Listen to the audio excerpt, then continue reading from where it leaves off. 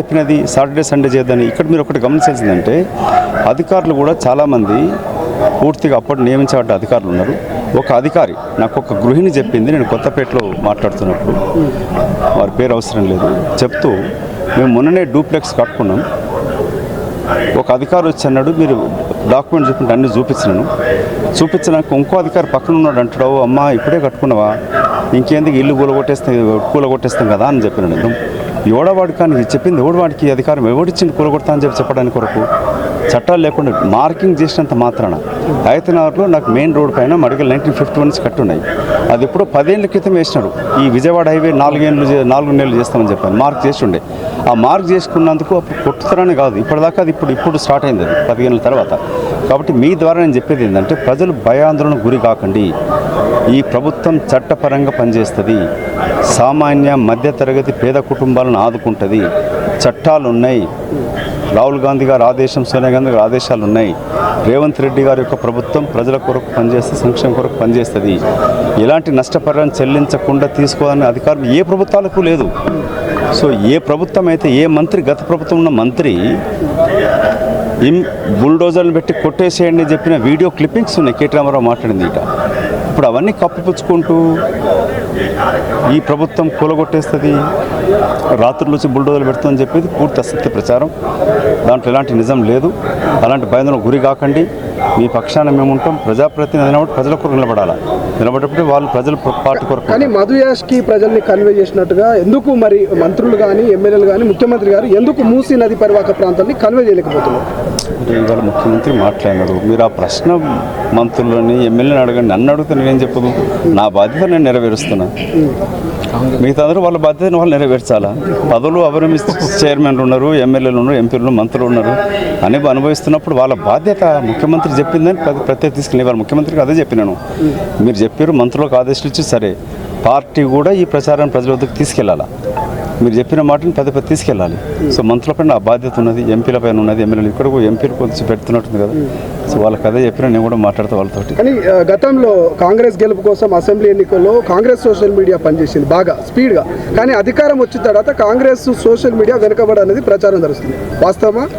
కొత్త పీసీసీ అధ్యక్షుడు వచ్చినాడు. మీలాంటి వాళ్ళు మీ ఛానల్స్ సరిగ్గా డబ్బులు లేకపోతే మా పార్టీలు చేరండి, మేము సోషల్ మీడియా మిమ్మల్ని తీసుకుంటాం. మీరు చాలా చక్కగా పనిచేస్తున్నాం. ఇలాంటి వాళ్ళు కావాలా? కాంగ్రెస్ పార్టీ సోషల్ మీడియా అంత పట్టించలేదు. నువ్వే చెప్తున్నావు, నేను కూడా ఒప్పుకుంటున్నా. సో పీసీసీ అధ్యక్షుని చెప్తాను, కొత్తగా రిక్రూట్ పెట్టు, ఇట్లాంటి ఎక్స్పీరియన్స్ ఉన్న వాళ్ళని తీసుకో, ప్రజల కొరకు పనిచేసే వాళ్ళని తీసుకుంటే కాంగ్రెస్ మంచి కార్యక్రమాన్ని కూడా ప్రజలకు తీసుకెళ్తారు. సో కమిషన్ల కోసమే 1,50,000 కోట్ల ప్రాజెక్ట్ అయితే చేపడుతున్నారని కూడా పదే కేటీఆర్ దీన్ని ప్రస్తావిస్తున్నారు. పాకిస్తాన్ స్కీమ్ కాదు, స్కామ్ అని కేటీ రామారావు బీఆర్ఎస్ బీజేపీ నమ్మిందంటే ఒక అబద్ధాన్ని పదే చెప్పడంతో నిజమైతే నమ్ముకుంటారు. సో పచ్చకామలు కాదు, వచ్చినంత పచ్చగా కనబడుతూ ఉంటుంది వాళ్ళకి. అబద్ధాన్ని పదే చెప్తే ఇప్పుడు నిజం కాదు అది. అసలు 1,50,000 కోట్లు ఎక్కడ, ఎవడు ఇచ్చినాడు ప్రాజెక్ట్, ఎవడు చెప్పినాడు, ఎక్కడొచ్చింది? ఎక్కడ డిపిఆర్లు ఉందా? బడ్జెట్లో వచ్చిందా? బడ్జెట్లో ఎంత కేటాయించారు దీనికి? మూసీ రివర్ ఫ్రంట్కి మీ ముందు ఉంది కదా. అసలు డిపిఆర్ ఇంకా మొత్తం బయటికే రాలే. సో గ్లోబల్ ప్రచారం వాళ్ళు చేస్తూ ఉంటారు. అధికారం పర్మనెంట్ కాదు. ఉన్నప్పుడు ఏం చేసిందో గుర్తుంచుకుంటారు. మీరు 10 ఏళ్ళు ఏం చేసిన ప్రజలకు నచ్చకనే కదా మిమ్మల్ని అధికారానికి తోసేసింది. సో ఇంకా కొంచెం ఓపిక పట్టండి. ఎందుకు ప్రజలు రెచ్చగొడతారు? కానీ ఇప్పుడు రాజకీయం కొరకు ప్రజలని కష్టాలు పాలు చేయకూడదు. నీ రాజకీయ లబ్ధి కొరకు, మీ పబ్బం గడుపుకోవడానికి కొరకు ఇవాళ వాళ్ళకి దమ్ముంటి వచ్చి చూడమని చెప్పండి, ధైర్యం చెప్పండి వాళ్ళకి. వాళ్ళు నిద్రాహారాలు మాని, తిండి మాని, గ్రూపులాగా మహిళలు రాత్రులంతా మేలుకుంటున్నారు. అది ఎవరి కొరకు? అది ఎంత అన్యాయం కదా అది. సో అట్లాంటి తప్పుడు పనులు చేయకండి. సరే, ఇప్పుడు సీఎం గారు ఓపెన్ ఆఫర్ ఇచ్చినాడు.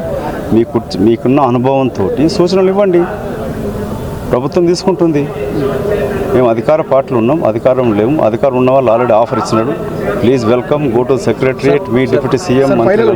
మీరు రెచ్చగొడుతుంటే కేటీఆర్ మొన్న ఒక బస్తీలో పోయి చీపురు కట్టలు, కారం పొట్లాలు రెడీ ఉంచుకోండి ఎవరు వచ్చినా అని చెప్పాడు. ఇది అంటే ప్రజా జీవితంలో ఉన్నప్పుడు కొంచెం సమయంతో మాట్లాడాలి. దట్ ఈస్ గతంలో ఇట్లాంటి పనులు చేస్తే అంటే రాష్ట్రానికి వ్యతిరేకం, దేశ వ్యతిరేకంలో చర్యలు లాంటి అటువంటిది చీపురు కట్టలు నీ కళ్ళలో కొట్టడానికి దేని కొరకు చీపురు కట్టలు తీసుకొచ్చానికి ఫస్ట్ కేటీ రామారావుకి సోదర ఆ చీపురు కట్టలు పట్టుకొని ఈ బస్తీలు చాలా మురికి ఉన్నాయి వాటిని ఊడ్చుకొంచి నువ్వు ఎప్పుడు జూబ్లీహిల్స్లో ఉన్నావు, పబ్లిక్ స్కూల్ చదువుకున్నావు, నేను ఆయత్నగర్ స్కూల్లో చదువుకున్నా, ఓల్డ్ మలక్పేటలో దోమల బెడద తెలుసు, మురికి వాసనతోటి ఎంత కలుషితమవుతుంది, ఎంత రెస్పిరేటరీ వ్యాధులు వస్తున్నాయి, తాగునీటి కలుషితం అయిపోయింది అనేది ఇక్కడ తెలుసు మాకు. నువ్వు 10 ఏళ్ళ నుండి ఏం బీకినట్టు ఇక్కడ ఏమన్నా నువ్వు మంచినీటి ఎస్టీపీలు ఏవో కట్టించామని చెప్తా ఉన్నావు. ఇక్కడ వచ్చి మంచినీళ్ళు తాగి ఇక్కడ ఉన్న వాళ్ళ దగ్గర నాగోళ్ళు వచ్చి నిలబడి వండుకొని రోజులు ఉంటే తెలుస్తుంది కదా. సో మీరు ఇటువంటి వాటిని కూడా ఖండించాలి. మా ప్రభుత్వం తప్పు చేస్తే మీరు మాట్లాడినట్టుగానే ప్రతిపక్ష నాయకులు మంచి చేస్తే చూపండి, తప్పు చేస్తే అది is it correct in democracy can you say that. So మీరు అట్లాంటి ఖండించాలి మీరు కూడా. మధుయాష్ గారు, ఎల్బీ నగర్ ప్రజలకు గనక నిజంగా అన్యాయం జరిగితే ప్రభుత్వంలో ఉన్న మీరు, పార్టీలో ఉన్న మీరు ప్రభుత్వాన్ని విమర్శిస్తారా? ప్రభుత్వాన్ని ఖచ్చితంగా ప్రశ్నిస్తారా? ఈ ప్రభుత్వం అన్యాయం చెయ్యదు.